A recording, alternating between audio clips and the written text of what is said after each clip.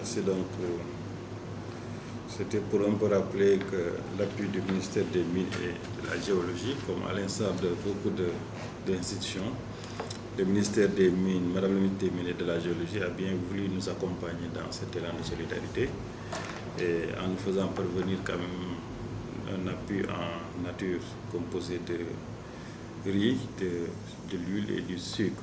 Nous avons reçu 20 tonnes de riz,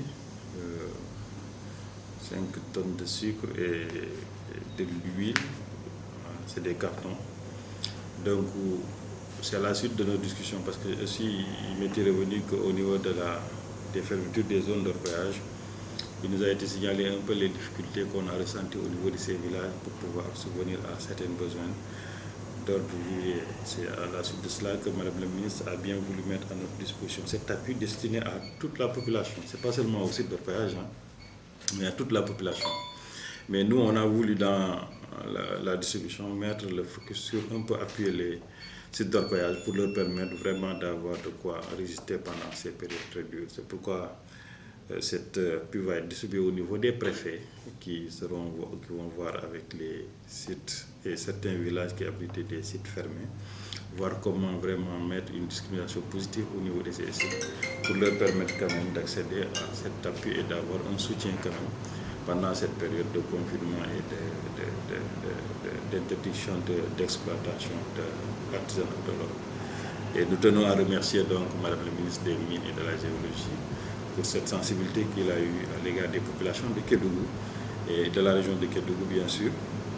Pour le remercier, mais aussi dire combien vraiment cet appui a été vraiment un atout considérable dans cette zone. C'est dire aussi que, bien que nous ayons fermé les sites d'orpaillage pour un peu parer à toute éventualité et promouvoir les mesures d'hygiène, on a pensé nécessaire aussi de voir comment appuyer.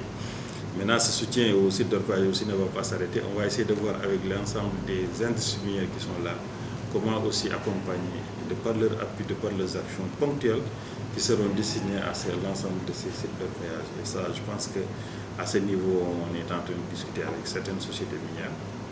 Et je pense qu'à ce niveau, si ça aboutit, ça permettra d'apporter le maximum d'appui au niveau de ces sites. Maintenant, il faut préciser que dans les sites minières, dans les villages qui abritaient des sites d'orpaillage, on a plusieurs, ce n'est pas que des Sénégalais, on a d'autres nationalités. Il faut comprendre qu'avec la fermeture des frontières, ces gens ne peuvent pas circuler. Donc, ils sont restés confinés dans ces villages.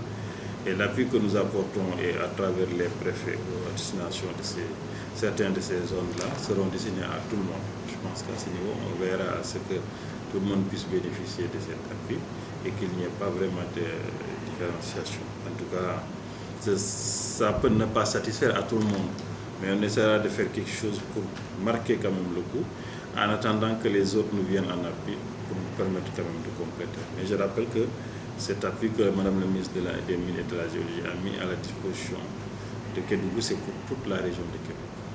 Maintenant, c'est nous qui avons pensé mettre la fixation sur ces sites d'orpaillage pour un peu relever le niveau de vulnérabilité, rabaisser le niveau de vulnérabilité et leur permettre quand même d'être moins résilients. Merci.